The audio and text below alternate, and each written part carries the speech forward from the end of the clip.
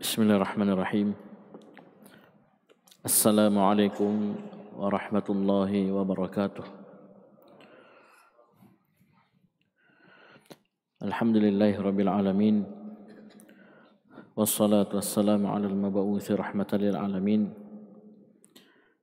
Nabiyyina Muhammadin wa ala alihi wa sahbihi wa man tabi'ahum bi ihsanin ila yaumiddin, amma ba'd. Jemaah salat maghrib yang dimuliakan oleh Allah Subhanahu wa taala. Alhamdulillah, kita bersyukur kepada Allah Subhanahu wa taala yang di malam hari ini telah memberikan kepada kita kemudahan untuk bisa berkumpul di tempat yang mulia ini, yaitu salah satu rumah dari rumah-rumah Allah Subhanahu wa taala. Allah Subhanahu wa taala mengumpulkan kita untuk sebuah amalan yang sangat mulia, yaitu talabul ilmi, mempelajari ilmu agama, mempelajari Al-Quran dan sunnah Nabi sallallahu alaihi wasallam, yang mana hendaknya setiap dari kita meniatkan dengan hal tersebut untuk meraih kemuliaan di sisi Allah Subhanahu wa taala. Karena ilmu agama adalah sesuatu yang akan mengantar seorang hamba kepada kemuliaan yang tertinggi di sisi Allah Subhanahu wa taala, yaitu surga Allah Subhanahu wa taala. Yang mana kata Nabi sallallahu alaihi wasallam dalam hadis riwayat Muslim dari sahabat Abu Hurairah radhiyallahu anhu, Nabi sallallahu alaihi wasallam memberikan kabar gembira, "Wa man salaka tariqan yaltamisu fihi ilman, sahhalallahu lahu bihi tariqan ilal jannah." Barang siapa yang menempuh sebuah jalan, yang di jalan tersebut dia mencari ilmu, mempelajari ilmu agama, mempelajari Al-Quran dan sunnah Nabi sallallahu alaihi wasallam, maka Allah Subhanahu wa taala akan memudahkan baginya jalan menuju surga.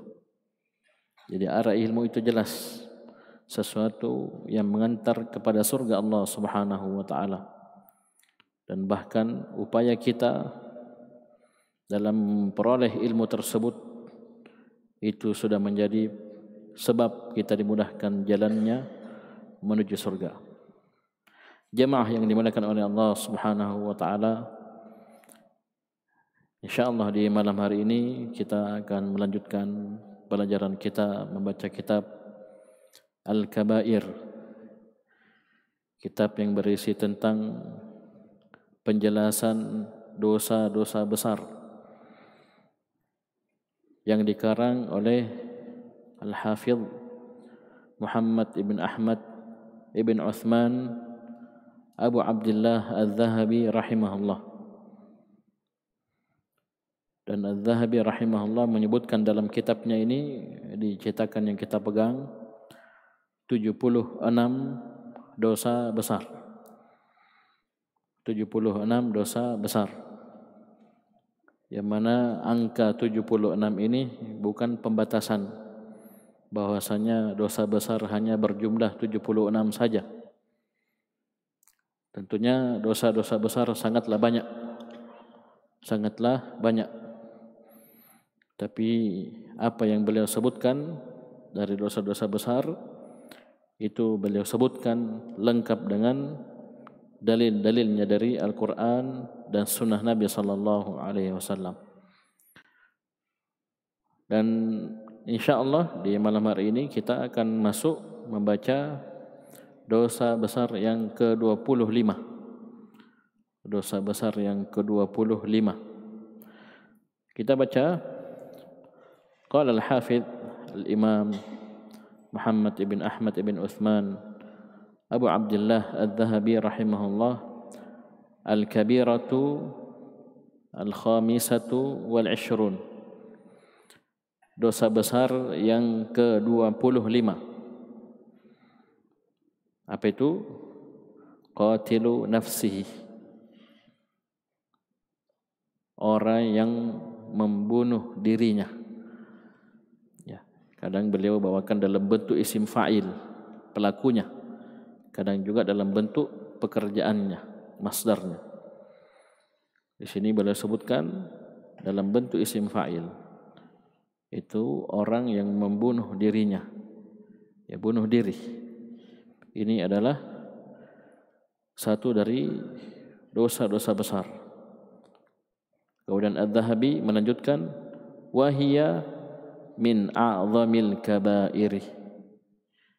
Dan bunuh diri itu di antara dosa besar yang paling besar. Ya. Karena kerasnya ancaman siksaan dari Allah Subhanahu wa taala atas pelakunya. Dan kita akan nampak dari dalil-dalil yang beliau bawakan dari Al-Quran dan Sunnah bahwasannya dosa ini tidak boleh dianggap remeh, tidak boleh dianggap enteng. Apalagi di zaman sekarang ini, kaum muslimin dan muslimat banyak dari mereka itu jauh dari ilmu agama, jauh dari cahaya Al-Quran dan Sunnah, jauh dari majelis ilmu. Yang dengan sebab hal tersebut mereka rapuh, mereka lemah dalam menghadapi kenyataan hidup.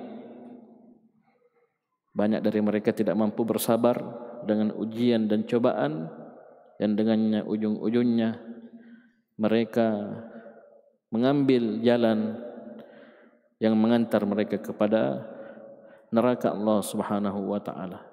Bisa menjadi sebab mereka masuk dalam neraka Allah Subhanahu wa taala, yang kata mereka ini adalah akhir dari segalanya, padahal belum. Ya. Apa itu? Bunuh diri. Ini karena di antara sebabnya terlalu banyak nonton sinetron. Ya, nonton sinetron, nonton film. Itu jangan kira film itu merusak. Ya, mencetak orang dalam satu cetakan yang rusak. Itu dari televisi, apalagi sekarang ada YouTube. Dirusak. Jadi seakan-akan orang kalau sudah bunuh diri selesai urusan, selesai masalah. Padahal itu adalah awal dari bencana, awal dari malapetaka. Paham? Bahkan sebagian kelompok yang menyimpang dalam agama Islam itu menjadikan metode ini, dosa besar ini menjadi apa? Sarana jihad. Apa? Bom bunuh diri. Ya, bagaimana bisa dosa besar, bahkan di antara dosa yang paling besar dikatakan sebab orang masuk surga, sebab orang dapat bidadari. Ini perkara yang mengherankan. Ya, seperti yang dilakukan oleh Khawarij yang mengatakan kalau kita melakukan aksi peledakan, ya, pengeboman dan seterusnya, kita mati, katanya mati syahid. Sedangkan dia sendiri membunuh dirinya sendiri dengan bom dan semisalnya. Bisa dipahami? Ini dosa yang sangat mengerikan. Ya, nanti sekali lagi akan nampak ketika kita membaca dalil-dalilnya. Nah, seperti itulah Adz-Dzahabi rahimahullah mendidik kita. Beliau dalam kitabnya ini, di awal buku, di awal kitab, beliau menguraikan tentang dosa-dosa besar secara global, secara mujmal, secara global, lengkap dengan dalil-dalilnya. Kemudian beliau merinci satu persatu sampai 76 dosa besar. Beliau dalam menjelaskan dosa-dosa besar ini, baik secara global maupun terperinci, itu selalu didasari oleh dalil dari Al-Quran dan Sunnah Nabi Sallallahu Alaihi Wasallam. Dan hendaknya seperti itulah kita beragama. Kita beragama bukan karena ikut-ikutan, bukan karena taklid, bukan karena hanya menokohkan seseorang kemudian kita ikut tanpa tahu apa dasar dari siapa yang kita ikuti tersebut. Ya, kita harus belajar dari dasarnya, dari sumbernya, yaitu Al-Quran dan Sunnah, termasuk dalam perkara dosa besar. Ya, termasuk dalam perkara dosa besar. Kita butuh dalil, butuh ayat Al-Quran, butuh hadis dari Nabi sallallahu alaihi wasallam yang sahih, yang kuat, yang bisa kita jadikan dasar untuk menetapkan bahwasanya perkara tersebut merupakan dosa besar. Di sini Adz-Dzahabi rahimahullah menyebutkan di dosa besar yang ke-25 adalah bunuh diri. Orang yang membunuh dirinya. Kita baca keterangan beliau rahimahullah. Qala rahimahullah, qala Allah Ta'ala, wa la taqtulu anfusakum innallaha kana bikum rahima. Beliau menyebutkan di awal itu firman Allah Subhanahu wa taala dalam surah An-Nisa. Firman Allah Subhanahu wa taala dalam surah An-Nisa ayat 29 sampai 31. Qala Allah taala, Allah Subhanahu wa taala berfirman, wala taqtulu anfusakum, dan jangan kalian membunuh diri-diri kalian. Ini jelas ayat dari Allah Subhanahu wa taala, ayat dalam Al-Qur'an yang melarang kita untuk bunuh diri. Jangan kalian membunuh diri-diri kalian. Innallaha kana bikum rahima. Sungguhnya Allah Subhanahu wa taala kepada kalian itu rahiman, itu sangatlah pengasih, sangatlah penyayang kepada kalian. Jangan bunuh diri-diri kalian. Jangan bunuh diri-diri kalian. Di sini coba kita perhatikan larangan jangan kalian membunuh diri-diri kalian. Ini tidak disebutkan dengan cara apa, dengan metode apa, dengan alat apa. Berarti apa? Mencakup seluruh bentuk membunuh diri. Mau pakai pisau, mau pakai racun, ya, dengan lompat dari tempat yang tinggi, ya. Ini marak juga sekarang, ya. Naik di hotel, naik di mall, terjun, ya, dia buang dirinya. Naudzubillah. Ya, dan ini semakin marak, ya, di era kecanggihan teknologi katanya. Ya, tapi cara berpikir yang semakin pendek. Ya, ingin cepat mengakhiri hidupnya, padahal itu bukan akhir dari segalanya, tapi awal dari malapetaka, awal dari bencana. Di sini Allah ingatkan kita, sungguhnya Allah Subhanahu wa taala Maha pengasih atas kalian, sangat sayang kepada kalian, maha rahmat kepada kalian. Jangan kalian bunuh diri-diri kalian. Kemudian Allah Subhanahu wa taala mengancam orang yang tetap melakukan hal tersebut. Dalam ayat selanjutnya Allah Subhanahu wa taala berfirman, "Wa may yaf'al dzalika 'udwanan wa dhulman fasawfa nuslihi nara." Dan barang siapa yang melakukan hal tersebut dalam keadaan udwanan wa zulman, dalam keadaan sengaja, betul-betul dia menzalimi dirinya, dia bunuh dirinya sengaja, fasawfa nuslihi nara, maka kelak kami akan masukkan dia ke dalam neraka. Sini jelas ancamannya neraka. Allah akan masukkan dia ke dalam neraka. Apa rumusnya? Semua dosa yang diancam dengan azab, ya, entah itu neraka atau yang lainnya, maka itu adalah dosa besar. Dan di sini Syekh Abdul Razak hafizahullah itu memberikan faedah kepada kita pada lafaz udwanan wa zulman. Ini isyarat bahwasanya dia melakukan bunuh diri tersebut itu dengan sengaja. Ada maksud, niat, dia mau membunuh dirinya. Maka ini yang diancam dengan neraka. Ini yang diancam dengan neraka. Keluar darinya itu orang yang tidak sengaja. Orang yang tidak sengaja, tidak ada maksud untuk membunuh dirinya, kemudian qaddarallah wa ma syafa'al, dia meninggal. Dan ini banyak perkara-perkara seperti ini. Ya, dia tidak sengaja. Ya, mungkin dia lagi gurinda, potong apa begitu, terpeleset tangannya, ya, tangan yang pegang gurinda, kemudian mengenai tangannya lain, sehingga dia ya kehabisan darah, meninggal karena itu. Dia tidak sengaja, maka tidak masuk dalam ancaman ayat ini. Ya, perhatikan ya. Ketika dia tidak sengaja, tidak ada maksud, tidak ada niat untuk membunuh dirinya, kemudian terjadi apa yang terjadi dari takdir Allah, ya, maka dia tidak terancam dengan ayat ini. Udwanan wa zulman, ini isyarat bahwasanya ini orang memang dia betul-betul ingin bunuh diri. Ada niat, ada maksud, sengaja membunuh dirinya, maka ini yang diancam dengan neraka. Bisa dipahami? Wa kana dzalika 'ala Allah yasira, dan ini sangat mudah atas Allah Subhanahu wa taala memasukkan orang tersebut ke dalam neraka. Ini sisi yang pertama, penetapan bahwasanya bunuh diri itu adalah dosa besar. Kenapa? Diancam dengan neraka. Baik. Kemudian sisi yang kedua, di ayat setelahnya Allah Subhanahu wa taala berfirman, in tajtanibu kaba'ira ma tunhauna anhu nukaffir ankum sayyi'atikum wa nudkhilkum mudkhalan karima. Jika kalian menjauhi kaba'ira, dosa-dosa besar, ma tunhauna anhu, yang kalian dilarang darinya. Ini sisi yang kedua. Isyarat kaba'ir ini kembali ke mana?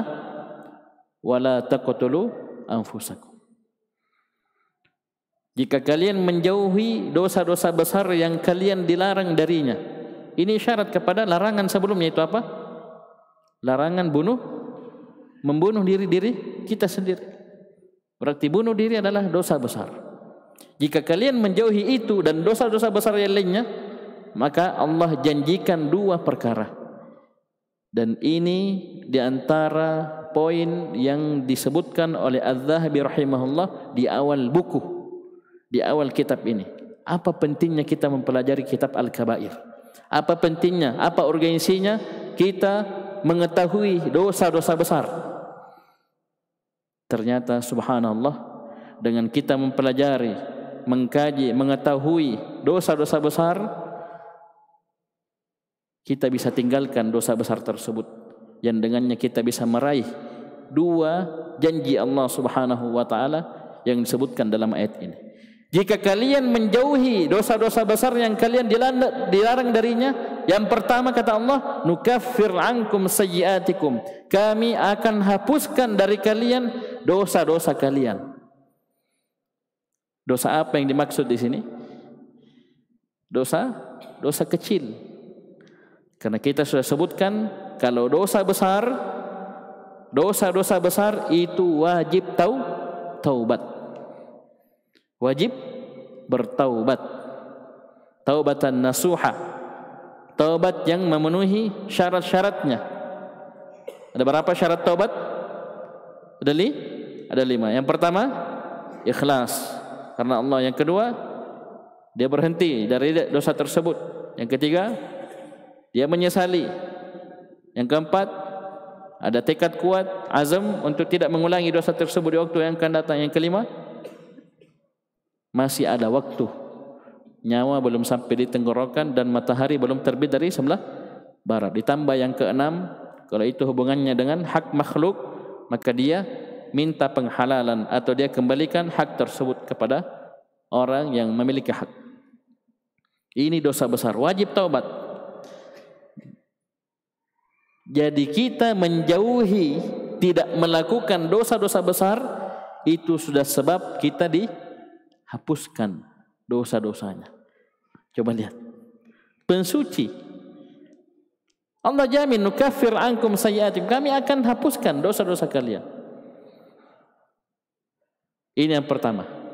Yang kedua, wa nudkhilkum mudkhalan karima, dan kami akan masukkan kalian ke dalam tempat yang penuh dengan kemuliaan. Apa itu? Surga Allah Subhanahu wa taala. Coba lihat. Apa amalannya? Apa sebabnya kita meraih dua kemuliaan ini? Menjauhi dosa-dosa besar. Sekarang pertanyaannya, bagaimana bisa kita menjauhi dosa-dosa besar sedangkan kita tidak mengetahui ini dosa besar atau tidak? Bisa enggak? Tidak bisa. Dari mana kita tahu ini dosa besar atau bukan? Kita tidak punya dalil Al-Quran dan Sunnah, kemudian kita menjauhinya. Beragama tidak pakai perasaan, ya, bukan berpatokan dengan perasaan sama atau ini kayaknya dosa besar, mengerikan ini, tinggalkan. Oh, tidak seperti itu. Kita menetapkan ini dosa besar harus dengan apa? Dengan dalil Al-Quran dan Sunnah. Ini pentingnya kita mempelajari kitab Al-Kabair, ya. Dosa-dosa besar kita jauhi, kita niatkan untuk meraih dua. Yang pertama pengampunan dosa, yang kedua masuk surga. Ini coba lihat, bukan saya yang bilang, Allah yang bilang sendiri dalam Al-Quran. Menjauhi dosa-dosa besar sebab kita meraih surga Allah Subhanahu wa Ta'ala. Ya, jangan dianggap remeh ini pembahasan, ya. Dosa-dosa besar untuk apa kita pelajari, ngapain kita kaji, ya. Tayyib. Karena ini sebab kita meraih kemuliaan di sisi Allah, meraih surga Allah Subhanahu wa Ta'ala, selamat dari neraka Allah. Dengan apa? Menjauhi dosa-dosa besar. Bisa dipahami? Jadi ini dari ayat-ayat ini ada dua sisi pendalilan kita menetapkan bahwasanya bunuh diri adalah dosa besar. Yang pertama tadi diancam dengan neraka. Yang kedua, Allah isyaratkan bahwasanya jika kalian menjauhi dosa-dosa besar yang kalian dilarang darinya. Dan sebelumnya disebutkan larangan apa? Bunuh diri. Seakan-akan dikatakan bunuh diri ini adalah dosa besar. Tinggalkan, jauhi. Maka kami akan hapuskan dosa-dosa kalian dan kami akan masukkan kalian ke dalam surga, tempat yang penuh dengan kemuliaan. Dua sisi. Disebutkan juga oleh Syekh Abdul Razak hafizahullah. Dan bunuh diri ini banyak bentuknya. Beliau sebutkan sini bunuh diri itu bisa dia dengan pisau, ya. Dia bunuh dirinya dengan pisau, dia iris tangannya atau dia tusuk perutnya, dia tusuk dadanya, atau dia tenggelamkan dirinya sengaja, ya. Lompat jembatan kembar, ya, jembatan barombong terjun, ya, lompat di dermaga, memang mau bunuh diri mati. Atau dia lempar dirinya dari tempat yang tinggi.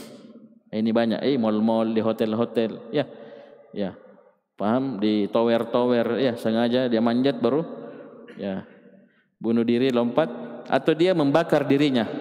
Ini banyak juga sekarang, canggih, ya, beli bensin Pertalite, ya, 1 liter, 2 liter, 2 botol, 3 botol, kemudian beli korek, ya, siram dirinya baru, ya. Atau cara apapun. Di sini tidak sebutkan caranya apa. Intinya masuk bunuh diri semua.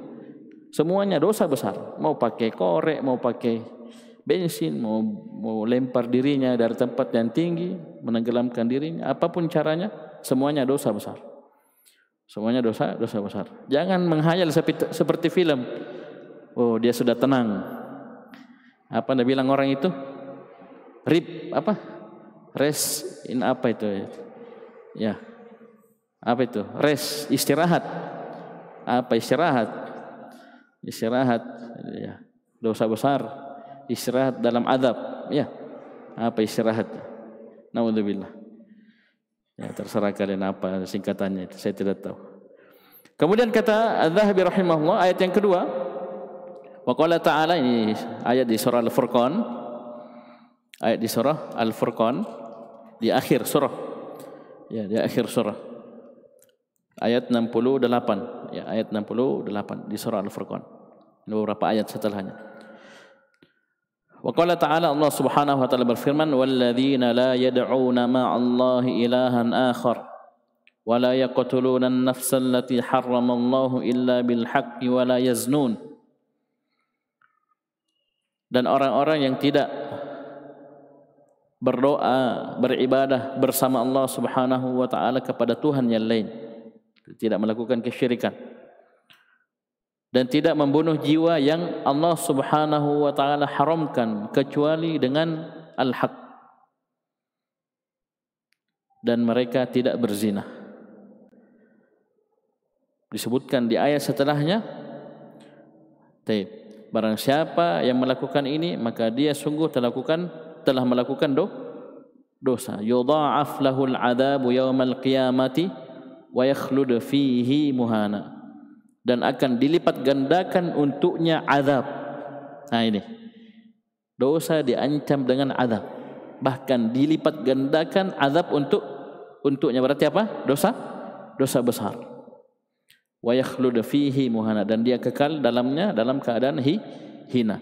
Ustaz, mana sisi pendalilan haramnya atau bunuh diri adalah dosa besar? Coba lihat, Allah menyebutkan wala yaqtululan nafsal lati haramallah, dan mereka tidak membunuh jiwa yang Allah Subhanahu wa taala haramkan. Di antara jiwa yang haram untuk dibunuh apa? Jiwa kita sendiri. Ya, diri kita sendiri, jiwa kan? Ya. Ini diri kita sendiri juga haram dibunuh. Bukan hanya orang lain yang haram dibunuh, kita boleh bunuh diri, tidak. Bisa paham ini? Ini disebutkan oleh Syekh Abdul Razak hafizahullah. Jadi maksudnya di sini dalam ayat in surah Al-Furqan, mereka tidak membunuh jiwa yang Allah Subhanahu wa taala haramkan. Jiwa ini mencakup banyak perkara. Kita sudah sebutkan dalam pembahasan dosa membunuh, itu 4 jiwa yang diharamkan untuk dibunuh. Apa itu? Yang pertama, jiwa seorang muslim. Yang kedua, kafir zimmi. Yang ketiga, kafir mu'ahad. Yang keempat, kafir musta'min atau musta'man. Jadi 1 muslim, 3 kafir. Ini 4-4-nya haram untuk dibunuh. Masuk dalam jiwa ini, jiwa muslim ini jiwa kita sendiri. Paham ini? Diri kita sendiri, jiwa kita sendiri, tidak boleh kita bunuh. Bukan hanya muslim, yang lainnya, kita sendiri tidak boleh kita bunuh diri kita masing-masing. Dan ini diancam dengan apa? Azab yang berlipat ganda dari Allah Subhanahu wa taala. Dosa-dosa ini, kesyirikan, zina, membunuh, termasuk membunuh diri sendiri. Bisa paham pendalilan ayat ini ya? Bisa paham? Baik. Di sini jiwa yang Allah haramkan bukan hanya 4 ini, tapi masuk dari 4 poin pertama itu, jiwa seorang muslim itu jiwa kita sendiri. Ya, di poin yang pertama, bukan ada yang kelima ya, tetap 4, 1 muslim 3 kafir, tapi dari yang muslim ini, yang pertama ini masuk diri kita sendiri. Tidak boleh kita bunuh. Dan kapan kita bunuh diancam dengan azab yang berlipat ganda. Kemudian kata Az-Zahabi rahimahullah, wa an Jundub ibn Abdullah radhiyallahu anhu. Ini hadis muttafaqun alaih. Ini hadisnya kuat semua ya. Muttafaqun alaih. Ini hadis tentang dosa bunuh diri ini. Perhatikan kata Az-Zahabi rahimahullah, wa an Jundub bin Abdullah radhiyallahu anhu 'anil Nabi sallallahu alaihi wasallam annahu qala kana mimman kana qablakum rajulun bihi jurhun fajazi'ah. Dari Jundub bin Abdullah radhiyallahu anhu dari Nabi sallallahu alaihi wasallam, bahwasanya beliau bersabda, kana mimman kana qablakum rajulun. Dahulu dari orang-orang sebelum kalian, yang sebelum umat Muhammad sallallahu alaihi wasallam, itu ada rajulun, ada seorang lelaki. Bihi jurhun, dia memiliki luka. Dia terluka. Ya. Disebutkan lukanya bagaimana modelnya. Ya, yang penting ini bukan luka di hati ya. Orang sekarang ya banyak yang manja, jabe ya. Ya, luka di hati, sakit hati, terluka hatinya, bunuh diri. Ya, naudzubillah. Putus cinta, bunuh diri. Ya, seakan-akan ya habis dunia ini. Jadi sini luka yang kita pahami ya. Ya, luka ya, berdarah apa semua. Jadi laki-laki ini terluka, punya luka. Fajazi'ah. Dia tidak sabar dengan luka tersebut. Dia tidak bisa menahan dirinya dalam menanggung rasa sakit dari luka tersebut. Coba lihat, ini orang sebelum kita ya, jauh. fa akhadha sikkinan, dia pun mengambil pisau. Ayo, ini bukan sinetronnya, ini hadis Bukhari Muslim. Orang sebelum kita, ya, seorang lelaki. Dia pun mengambil pisau, fahazza biha yadahu, maka dia pun tusukkan pisau tersebut di tangannya. Ya, kalau orang sekarang bilang apa? Dia potong urat nadinya. Dia tusukkan pisaunya ke tangannya. Fama raqa'ad damu, maka darahnya pun terus keluar, mengucur tanpa mau berhenti. Fama raqa'ad damu, raqa'a ay tawaqqafa. Darahnya setelah dia tusuk tangannya itu tidak mau berhenti keluar. Hatta mata, sampai dia pun meninggal. Karena orang kalau kehabisan darah apa? Orang kehabisan darah apa dia bikin? Ya bisa mati. Ya, jadi kalau ada luka dia ditutup, ya, dijahit, ditutup. Ya. Nah, kapan lukanya tersebut mengalir terus darahnya, itu bisa mati orang. Nah, di sini dia membunuh dirinya dengan cara apa? Ambil pisau, dia tusuk tangannya, mengalir darahnya sampai dia mati. Maka Nabi menyebutkan qala Allah Ta'ala. Maka setelah ini Allah Subhanahu wa Ta'ala pun berfirman, badarani abdi binafsih, hambaku telah mendahului diriku akan dirinya. Hambaku telah mendahului diriku terhadap dirinya. Maksudnya apa? Dia bunuh diri. Ya, dia bunuh diri. Maka apa kata Allah? Haramtu alaihil jannah, aku pun mengharamkan untuknya surga. Coba lihat. Muttafaqun alaih, hadis ini riwayat Bukhari dan Muslim. Apakah ini akhir dari masalah? Ayo, akhir dari masalah ini? Selesai urusan? Allah ancam, Allah haramkan untuk dirinya surga. Berarti di mana tempatnya? Di mana tempatnya? Di neraka. Bahkan hadis setelahnya tegas, orang ini kekal di dalam neraka selama-lamanya. Bisa dipahami? Kita baca hadis selanjutnya, mirip. Perhatikan. Qala rahimahullah wa an Abi Hurairah radhiyallahu anhu annahu qala qala Rasulullah sallallahu alaihi wasallam. Dari sahabat Abu Hurairah radhiyallahu anhu, ini juga muttafaqun alaih, riwayat Bukhari dan Muslim. Beliau berkata bahwasanya Nabi sallallahu alaihi wasallam bersabda, "Man qatala nafsahu bihadidatin." Barang siapa yang membunuh dirinya dengan hadidah, besi atau benda tajam, ya, pisau dan semisalnya, fa hadidatuhu fi yadihi, maka nanti kelak di hari kiamat besi atau pisau, benda tajam yang dia pakai membunuh dirinya akan berada di tangannya. Yatawajja'u biha fi batnihi, yang mana besi ini, pisau ini dia akan gunakan untuk menusuk perutnya. Ya, fi nari jahannam, di neraka jahannam. Ya. Jadi apa yang dia pakai membunuh dirinya dari besi, pisau, itu akan muncul nanti di tangannya di dalam neraka di hari kiamat nanti, yang dia akan gunakan untuk menusuk perutnya di neraka jahannam. Kata Nabi SAW, khalidan mukhalladan fiha abadan, dalam keadaan dia kekal di dalam neraka selama-lamanya. Ya, jangan kira orang bunuh diri tidak sakit, ya. Ya, orang meninggal normal saja sakit. Ya, Nabi SAW menyebutkan itu, ya, sakaratul maut itu perkara yang sangat menyakitkan. Ya. Bunuh diri ini dosa yang mana dia akan diancam dengan apa? Azab bagaimana dia membunuh dirinya, akan terulang nanti di dalam neraka jahanam. Orang bunuh dirinya dengan bom, ya dia akan bom terus dirinya. Dia bunuh dirinya dengan pisau, dia tusuk terus dirinya dalam neraka. Tidak ada habisnya. Paham ini? Ini satu, ya, dia bunuh dirinya dengan pisau, dengan benda tajam, dengan besi. Dia pakai besi tersebut untuk menusuk-nusuk perutnya di dalam neraka.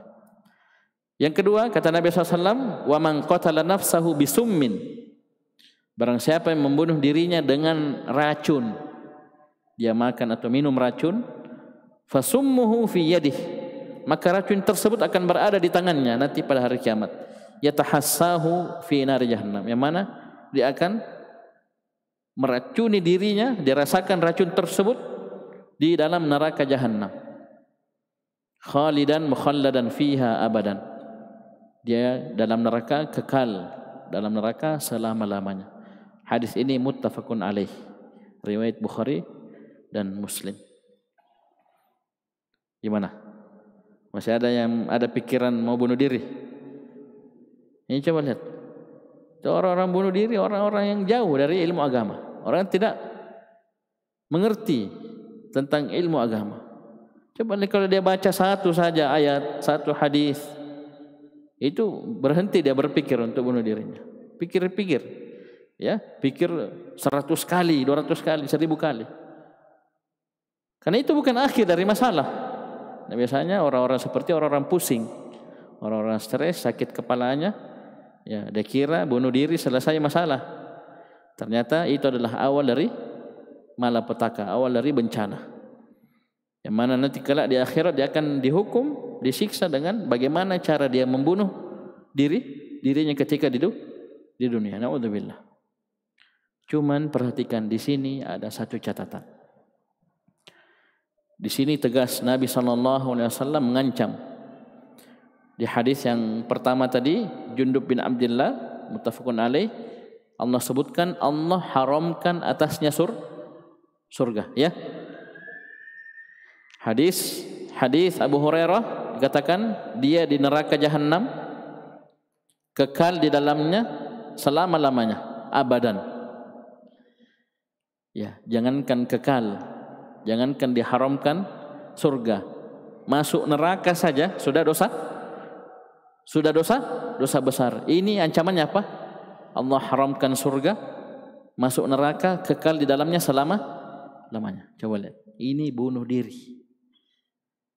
Coba lihat. Oleh karena itu tidak heran kalau Az-Zahabi mengatakan wahiyya min a'zamil kabair. Bunuh diri ini dari dosa besar yang paling besar. Ya, min dari, di antara, termasuk jajaran dosa besar yang paling mengerikan. Coba lihat ancamannya. Bukan sekedar masuk neraka. Masuk neraka, kekal dalam neraka, dan apa? Diharamkan untuknya surga. Syekh Abdul Razak hafizahullah memberikan satu catatan, bahwasanya hadis ini kita pahami, ya, seperti zahirnya itu bagi orang-orang yang sudah tidak tersisa keimanan dalam hatinya. Sudah tidak ada keimanan tauhid dalam hatinya. Kenapa? Kapan dalam hatinya masih ada keimanan, masih ada tauhid walaupun sebiji dzarrah, maka ini keimanan ini, tauhid ini akan menghalangi dirinya untuk kekal di dalam neraka. Ini akidah yang harus kita pegang, yakini. Bahwasanya apa? Orang yang masih memiliki keimanan, setitik keimanan dalam hatinya, setitik tauhid dalam hatinya, itu tidak akan mungkin kekal di dalam neraka. Bisa dipahami? Paham ya? Jadi ini hadis kita pahami sebagaimana zahirnya, tapi untuk siapa? Untuk orang yang memang dalam hatinya sudah tidak ada keimanan, sudah tidak ada tauhid. Ingat, hati-hati, orang yang bunuh diri, ya, itu biasanya dia lemah dalam mengimani takdir Allah. Dan pada perkara-perkara ini dia bisa masuk ke dalam jurang-jurang kekufuran. Hati-hati. Ya, sampai ada lagu dulu waktu kita kecil, itu katanya takdir memang kejam. Ya, ini orang anak sekarang tidak kenal. Ya, orang-orang dulu tahun 90-an, Ya. Dia bilang takdir memang kejam. Naudzubillah. Coba lihat. Ini kalau dia yakini ucapan ini, dia cela Allah, kekufuran. Belum dia bunuh diri sudah kufur. Paham ini? Apalagi dia posisi seperti ini, ya, dia terjatuh dalam kekufuran, kemudian dia bunuh diri. Mengerikan jamaah sekalian. Dia kekal di dalam neraka dalam keadaan apa? Dia menyiksa dirinya sendiri dengan cara bagaimana dia membunuh dirinya ketika di dunia tanpa terputus selama-lamanya. Hati-hati. Paham ini ya? Tapi kalau misalnya dia bunuh diri, masih ada keimanan dalam hatinya, masih ada tauhid, maka kita katakan apa yang kita baca dari hadis-hadis ini menunjukkan apa? Lamanya dia dalam neraka. Ya, saking lamanya hampir dikatakan kekal nih. Ini kata para ulama, ya. Saking lamanya dia di neraka seakan-akan dia kekal. Tapi ingat, karena dia masih ada keimanan, masih ada tauhid, maka ini penghalang dia kekal. Tetap pasti akan keluar masuk ke dalam surga. Bisa dipahami? Baik. Jadi hati-hati ya, jangan sampai kita digiring oleh orang-orang Khawarij, orang-orang Mu'tazilah yang mengatakan pelaku dosa besar hukumnya di akhirat kekal di dalam neraka. Ini orang-orang Khawarij dan Mu'tazilah. Mereka cuman beda hukum dunia, labelnya beda. Kalau orang Khawarij mengatakan pelaku dosa besar kafir. Kalau orang Mu'tazilah bilang pelaku dosa besar fi manzilah bainal manzilatain. Dia berada pada kedudukan antara keimanan dan kekufuran. Tapi mereka sepakat di akhirat pelaku dosa besar kekal di dalam neraka selama-lamanya. Jangan sampai kita terpengaruh. Karena mereka bawakan hadis-hadis seperti ini. Bukhari Muslim. Ini katanya begini. Maka kita jelaskan dengan apa yang kita barusan sampaikan. Tidak seperti yang mereka pahami. Kemudian kata Az-Zahabi rahimahullah, wa fil hadits sahihi, dalam hadis yang sahih, ya, ini hadis juga Bukhari Muslim dari Sahal bin Sa'ad As-Sa'idi radhiyallahu anhuma. Bukhari Muslim ya, muttafaqun alaih. Alladhi alamathul jirahu fasta'jala al-mauta faqatala nafsahu bidhubabi sayfihi. Dalam hadis yang sahih Bukhari Muslim disebutkan tentang orang yang luka-luka itu membuat dia merasakan sakit yang sangat. Alamathul jirah, di banyak lukanya yang mana dia merasakan sakit yang sangat akan luka-luka tersebut. Fasta'jalal mauta, maka dia pun mau segera mati, mau cepat mati. Ya, mau cepat mati. Coba lihat. Faqatala nafsahu, maka dia pun membunuh dirinya bidhubabi sayfihi. Dhubab itu sisi yang tajam di ujung saif, pedang. Itu ujungnya, itu yang tajam itu, yang runcing, tajam. Dia bunuh dirinya dengan itu. Ya, saya pernah dapat riwayat, ya, bentuk cara dia bunuh dirinya itu. Ini anggaplah ini pedang ya.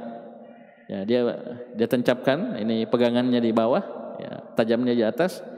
Kemudian dia jatuhkan dirinya. Ya, gaya gravitasi menekan. Ya, dia jatuhkan dirinya, tidak bagian dada, bagian perut, dia buang dirinya sehingga tertusuk. Bisa paham ini? Jadi pedangnya dia taruh di tanah, pegangannya di bawah, ujungnya di atas, tajamnya. Kemudian dia sandarkan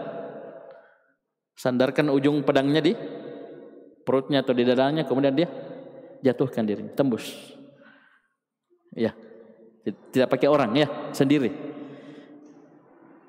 Maka ini dilaporkan kepada Nabi SAW, disebutkan. Faqala Nabi SAW huwa min ahlin nar. Ya, bahkan disebutkan dalam riwayat tersebut orang ini bukan orang sembarangan, orang yang sedang berjihad di jalan Allah. Cuman ya, dia luka-luka. Orang berjihad di jalan Allah. Ya, dia berjihad luka-luka. Dia tidak sabar. Dia tidak tahan sakitnya, dia tidak bersabar. Maka dia ambil jalan pintas, katanya, ya, dia bunuh dirinya. Paham ini? Dilaporkan kepada Nabi, apa kata Nabi? Huwa min ahlin nar. Dia bukan penduduk surga, tapi penduduk neraka. Dan ini bantahan kepada orang-orang Khawarij yang mengatakan bom bunuh diri itu mengantar kepada surga. Ya, tidak ada cerita bunuh diri mengantar kepada surga. Bukan surga tapi apa? Neraka. Bisa dipahami? Terakhir, dalil yang terakhir beliau sebutkan an Yahya ibn Abi Katsir an Abi Kilabah an Thabit ibn al-Dhahhak an Nabi sallallahu alaihi wasallam annahu qala. Dari Thabit ibn al-Dhahhak dari Nabi sallallahu alaihi wasallam beliau bersabda, la'nul mu'mini ka qatlihi. Melaknat seorang mukmin itu sama besarnya dosanya dengan membunuhnya. Ya, sama dengan membunuhnya, yaitu melaknat, mendoakan laknat untuk seorang mukmin. Wa man qadhafa mu'minan bi kufrin fahuwa ka qatilihi. Barang siapa yang menuduh seorang mukmin dengan kekufuran, maka itu sama dengan membunuh dirinya.